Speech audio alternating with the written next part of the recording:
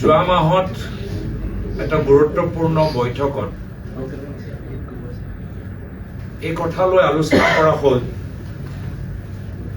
যে কংগ্ৰেছ দল সাংগঠনিক ক্ষেত্ৰত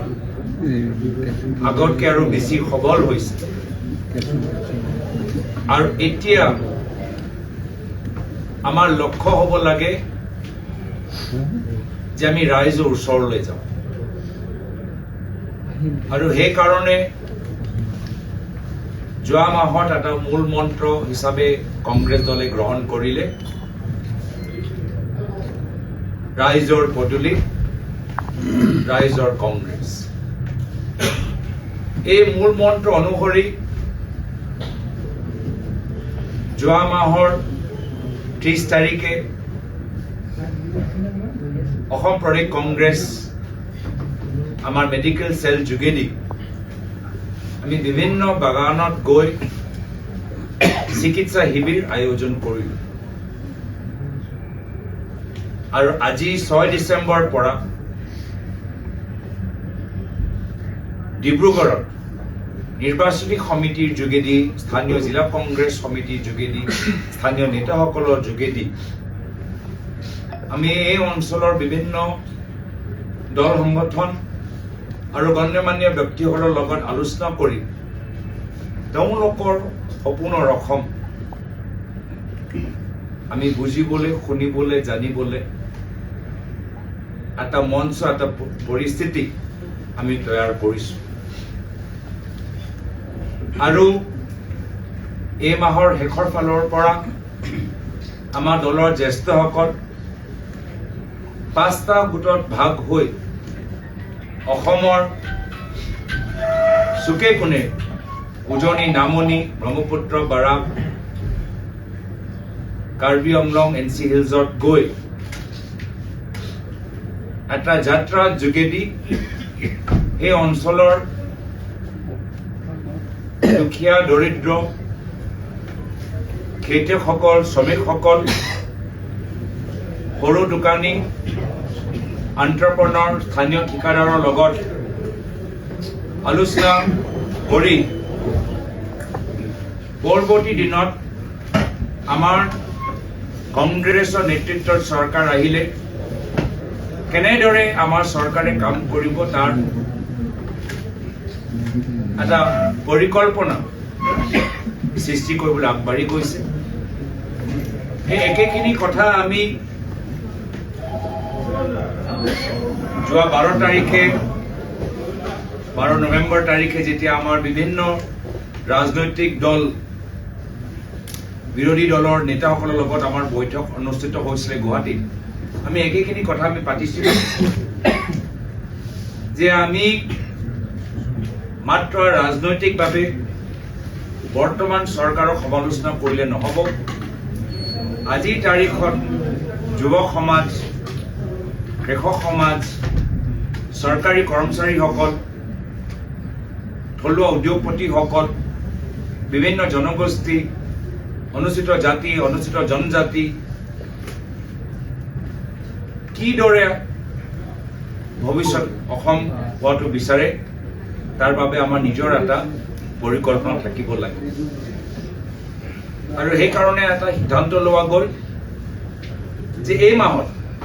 ডিচেম্বৰ মাহত আমি প্ৰতিটো বিৰোধী দল আমি নিজৰ নিজৰ মাধ্যমত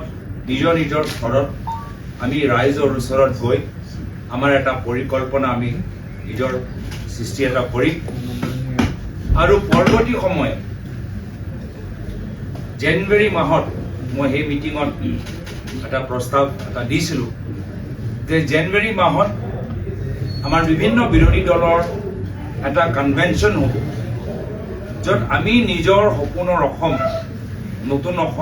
নতুন বৰ অসমৰ দৃষ্টি আমি সেই বিৰোধী দলৰ কনভেনশ্যনত আমি প্ৰকাশ কৰিম। কিন্তু তাৰ পূৰ্বে আমি ইতিমধ্যে এই মাহৰ ভিতৰত আমি বিভিন্ন স্তৰত গৈ আমি ৰাইজৰ পৰা তেওঁলোকৰ কথা আৰু পৰামৰ্শ শুনাটো যথেষ্ট গুৰুত্বপূৰ্ণ ভাবিছোঁ আৰু এয়া হ'ল আমাৰ পৰম্পৰা। এইটো আমাৰ কংগ্ৰেছ দলৰ বাবে নতুন সংকল্প নহয় তেতিয়া কেন্দ্ৰত কংগ্ৰেছৰ চৰকাৰ আছিল তেতিয়া বিভিন্ন যে আইন ৰাইট টু ইনফৰমেশ্যনৰ পৰা Mahatma Gandhi national rural employment guarantee act food security act right to education land rehabilitation and একুইজিশ্যনৰ যি আইন আমি আনিছিলোঁ এই গোটেইবোৰ আইন আমাৰ কেন্দ্ৰ কংগ্ৰেছ নেতৃত্বই বিভিন্ন সামাজিক সংগঠনৰ লগত বুদ্ধিজীৱীসকলৰ লগত আলোচনা কৰিহে এনে ধৰণৰ ঐতিহাসিক আইন সদনৰ ভিতৰত আনিবলৈ সক্ষম হৈছে একেৰাহে অসমৰ ভিতৰত যেতিয়া প্ৰথমবাৰ বাবে 2001 চনত প্ৰায়তঃ তৰুণ গগৈদেৱৰ চৰকাৰ আহিছিল এই সময়তো যথেষ্ট আৰ্থিক সংকট দৰমহা দিবলৈ পইচা নাই আইনৰ স্থিতি কিমান বেয়া সকলোৱে মনত আছে আৰু সেই সময়তো কংগ্ৰেছ চৰকাৰে বিভিন্ন অসমৰ প্ৰতিনিধিসকলৰ লগত সামাজিক জীৱনৰ লগত জড়িত হৈ থকা বুদ্ধিজীৱীসকলৰ লগত আলোচনা কৰি এটা নক্সা তৈয়াৰ কৰিছে আৰু সেই একে পৰম্পৰা আজিৰ তাৰিখত আমি ধৰি ৰাখিছোঁ যোৱা 20 বছৰত অসমৰ জনসাধাৰণ বিভিন্ন জগতত যথেষ্ট সফলতা লাভ কৰিলে কোনোবা আন্তঃৰাষ্ট্ৰীয় পৰ্যায়ত গৈ ভাল খেলুৱৈ হৈছে কোনোবা বেলেগ ৰাজ্যত গৈ ভাল উদ্যোগপতি হৈছে কোনোবাই মাজুলীত গৈ এটা ভাল শিক্ষা অনুষ্ঠান খুলিছে কোনোবাই মহিলাসকলৰ লগত লৈ তেওঁলোকক স্বাৱলম্বী কৰাৰ ক্ষেত্ৰত বহুত ভাল কাম কৰিছে আমাৰ অসমৰ থলুৱা মানুহৰ যি তেওঁলোকৰ জ্ঞান অভিজ্ঞতা আমি সেইখিনি লৈ